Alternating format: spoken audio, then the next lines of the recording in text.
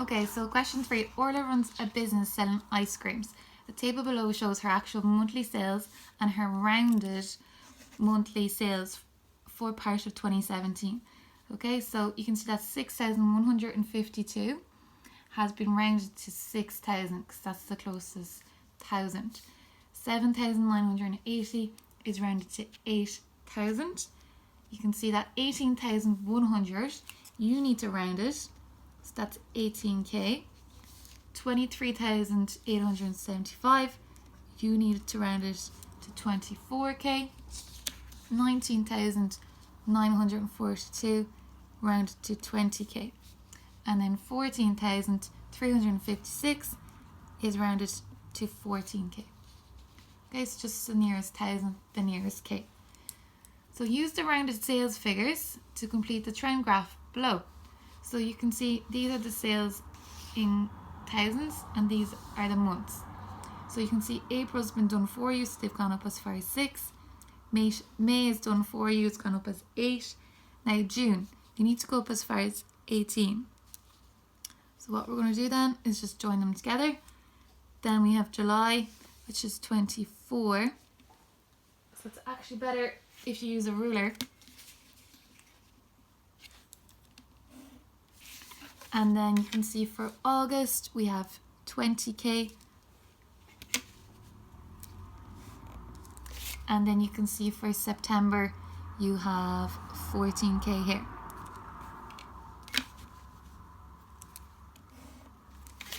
Okay, so use your graph to predict the monthly sales for October 2017, which is the next month in the series. Okay, so you can see that this is going down pretty rapidly. So if you were to carry on with this, you would see that October would fit in here, okay? And that would be between 8 and 9k. So you can say 9k, okay? So you can see that the sales are decreasing.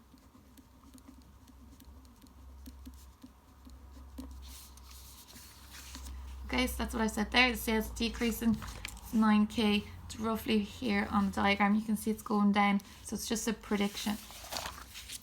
Use the rounded sales figures to work out Orla's total sales for the 6 months. So you're just using the values from the table. So 6, 8 and 18.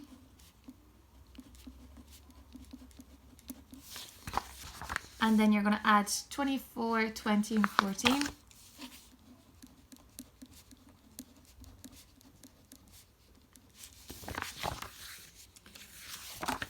Okay, then you're just going to put them into your calculator. So that's 6, add 8, add 18, add 24, add 20, add 14, and that's 90k. And then you just fill it in the box here. Okay, so hence or otherwise work out Orla's mean. Well, we know to get the mean, we must add them all up, okay, which are the monthly sales, and then divide it by 6 because it's 6 months. So 90k divided by 6, put that into your calculator. So 90 divided by 6 gives you 15k. So that is her mean per month. Okay, Orla sells ice creams for €2 each. This gives her a profit of 25%. So work out how much each ice cream costs Orla. Well, when she sells them for €2, that's the original price plus the 25%. So that's now worth 125%. So that 125% is €2. So you need to work backwards and find what 1% is. So divide 2 by 125 and then find 100% by multiplying it. So I do 2 divided by 125, that gives me 0.016. Okay, then you have to multiply that by 100, and that is, 0.016 multiplied by 100 is 1.6. So that means that before she sold them at €2, she bought them for €1.60. Now this is a really tricky question, so don't worry about it if you're a little bit stuck on that one.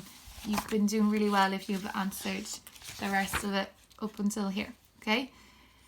Now for F, this is to do with money, okay? So Joe sells furniture. His basic working week is 38 hours. So that means that he's contracted to work 38 hours. And he's paid €20.30 for every hour that he works here. And then he's paid time and a half for any overtime he works in a week beyond 38 hours. So instead of getting €20.20, gets time and a half. Remember that's 1.5. So that means that he now gets €30.30 per hour. So he now gets €30.30 for any overtime. Okay, so with the table here, so basic week, 38 hours where he gets €20.20. So first thing you do is 38 times 20 and get 767.60. So that means before tax, he gets 767.60 for just his basic week. Then if he works overtime, so he usually works 38, but he worked 44 hours that week. So that's 6 hours of overtime, where he gets time and a half. So 20 times 1.5. So that's where we got the 30 from. So you need to multiply 6 by 30, and you can see that he gets 181.80 for his overtime.